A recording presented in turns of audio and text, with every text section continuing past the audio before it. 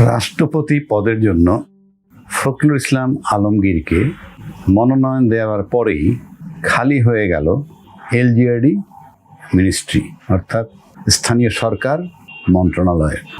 সেই মন্ত্রণালয়ের দায়িত্বে নিয়োগ করা হলো স্বরাষ্ট্রমন্ত্রী সালাউদ্দিন আহমেদ সাহেবকে। এবং স্বরাষ্ট্রমন্ত্রী সালাউদ্দিন সাহেবকে যখন স্বরাষ্ট্রমন্ত্রী থেকে সরানো হলো, তখন আবার স্বরাষ্ট্র মন্ত্রণালয়ের পদটা খালি হয়ে গেল। সেখানে নিয়োগ দেওয়া হলো শহীদউদ্দিন এনিকে। এই যে মন্ত্রণালয় পরিবর্তন, আমাকে অনেকেই প্রশ্ন করছে সেটাকে আমি কিভাবে দেখছি। তা আমি বললাম যে আমি কিভাবে দেখছি সেই দেখায় কি আসে যায়, কারণ আপনার একটা মূল্যায়ন জানতে চাই। এটা কি কাউকে ছোট করা হইল কিনা, বড় করা হইল কিনা, বা কারোর উপরে আস্থার সংকট দেখা গেল কিনা, এই সমস্ত কথাগুলো তারা প্রশ্ন করে। তা আমি বললাম যে দেখেন, এক কথায় যদি আমি বলি, আমার কাছে মনে হয় যে সালাউদ্দিন সাহেব স্বরাষ্ট্রমন্ত্রী থাকাকালীন ওই একই সময়ে উনি পার্লামেন্টের দায়িত্ব পালন করছেন। পার্লামেন্টে উনি ছিলেন স্পোকসম্যান, বিভিন্ন মন্ত্রণালয়ের বিষয়ে উনি কথা বলতেন। অর্থাৎ উনি প্রমাণ করেছেন যে উনি অনেক বিষয়ই চৌকস। এখন আসা যাক স্বরাষ্ট্র মন্ত্রণালয় তার সাকসেস কতটুকু। সাকসেস কতখানি এটা একেবারে বলার মতো অবস্থা এই কারণে হয় নাই যে উনি যেহেতু শুধুই স্বরাষ্ট্র মন্ত্রণালয় নিয়ে ব্যস্ত ছিলেন না, উনি অনেক মন্ত্রণালয়ের দায়িত্ব পালন করছেন, অনেক বিষয়ে উনি দায়িত্ব পালন করছেন, ফলে হয়তো সঠিকভাবে একাগ্রচিত্ত এটা করতে পারেননি। তাই বলে ব্যর্থ বলবো এই মুহূর্তে সেটা আমি বলছি না, কিন্তু প্রশ্ন হচ্ছে পরিবর্তনটা কেমন হলো। কেউ কেউ বলছেন যে সালাউদ্দিন সাহেবকে এখান থেকে সরাই দেওয়ার মানে হচ্ছেই যে তার ডিমোশন হলো। অনেকে বলতে চান, আমি ব্যক্তিগতভাবে এটাকে ডিমোশন বলতে চাই না, কারণ আমি ব্যক্তিগতভাবে সালাউদ্দিন সাহেবের সাথে আমার যোগাযোগ নাই। বাট উনি একজন বিসিএস ক্যাডার অফিসার, উনি একজন চৌকস ব্যক্তি, এবং উনি প্রতিমন্ত্রী ছিলেন, উনি আগেও এমপি হয়েছেন, এবং উনি এবার স্বরাষ্ট্র মন্ত্রণালয়ের দায়িত্ব পালন করতেছিলেন। সেই হিসাবে কোনো সন্দেহ নাই যে উনি অত্যন্ত চৌকস একজন ব্যক্তি। এখন এখান থেকে সরাইয়ে যদি ওনাকে এলজিআরডি মিনিস্ট্রি দেয়, সেটার মূল্যায়ন যদি আমি করি, তাহলে কি দাঁড়ায়? এলজিআরডি মন্ত্রণালয় এমন একটা মন্ত্রণালয়, সারা বাংলাদেশে গ্রাসরুট লেভেল পর্যন্ত, অর্থাৎ ইউনিয়ন পর্যন্ত পৌঁছানোর একটা সুযোগ এই মন্ত্রণালয়ের মাধ্যমে রাজনৈতিকভাবে। কেননা উনি স্থানীয় সরকার ও পল্লী উন্নয়ন মন্ত্রী, যাই বলি না কেন। তা সেক্ষেত্রে কি হয়, তার দলের লোকজনকে সারা দেশে নেটওয়ার্ক তৈরির জন্য সহায়ক, এবং উনি এতদিনে প্রমাণ করেছেন যে হ্যাঁ, উনি এটার জন্য কোয়ালিফাইড।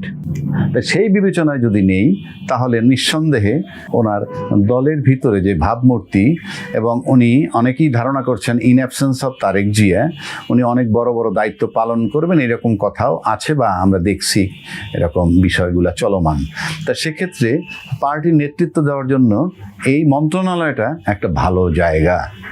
পাশাপাশি সাধারণত এলজিআরডি মন্ত্রী যারা হন, তারাই সাধারণত পার্টির মহাসচিব হন। যদিও আপাতত শোনা যাচ্ছে যে ভারপ্রাপ্ত মহাসচিব আছেন রিজভী সাহেব, কিন্তু যেহেতু এলজিআরডি মন্ত্রী তাকে বানানো হয়েছে সালাউদ্দিন সাহেবকে, so there is every possibility যে হয়তো লং রানে সে হতেও পারেন মহাসচিব।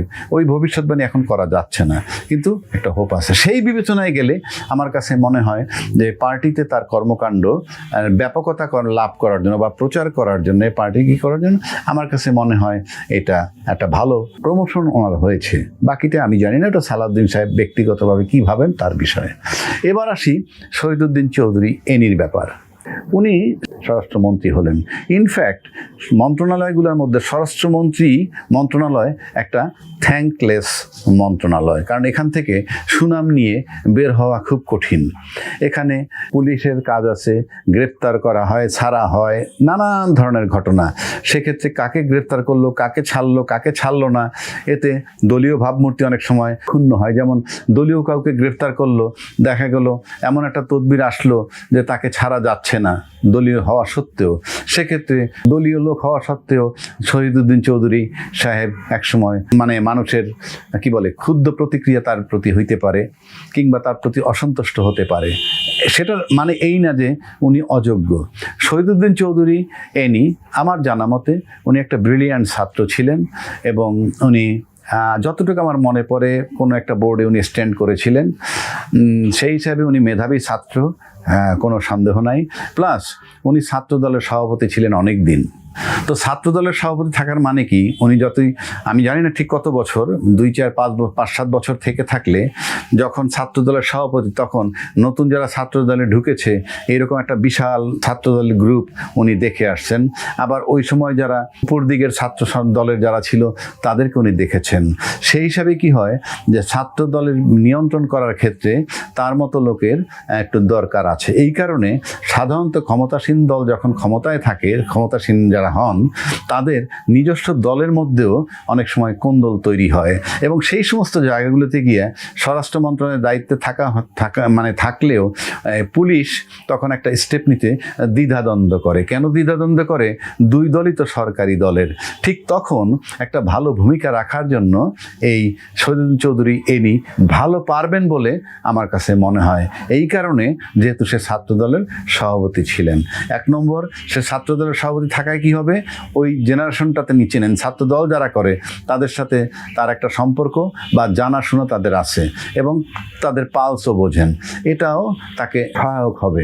এখন স্বরাষ্ট্র মন্ত্রণালয় চালাইতে গিয়ে অনেকগুলো দপ্তর, এই স্বরাষ্ট্র মন্ত্রণালয়ের অধীনে বিজিবি, এই স্বরাষ্ট্র মন্ত্রণালয়ের অধীনে পুলিশ, র্যাব, ইভেন এনএসআই তার অধীনে, পাসপোর্ট তার অধীনে, এয়ারপোর্ট তার অধীনে, সমস্ত ল্যান্ডপোর্ট, এয়ারপোর্ট সবই তার অধীনে। সুতরাং তার পেরিফেরিটা অনেক বড়, এবং এই সমস্ত জায়গায় বড় বড় রাঘব বোয়ালের কাজও আছে, কর্পোরেটরাও কাজ করে, নানান ধরনের কাজ করে। সেখানে উনি কতটা পারবেন কি পারবেন না সেটা হয়তো সময় বলে দেবে। কিন্তু এই মুহূর্তে ছাত্র দলের সাবেক সভাপতি হিসাবে যদি বিবেচনায় নিয়ে থাকে, সেটাও আমার কাছে মনে হয় টু সাম এক্সটেন্ট ভালো হয়েছে।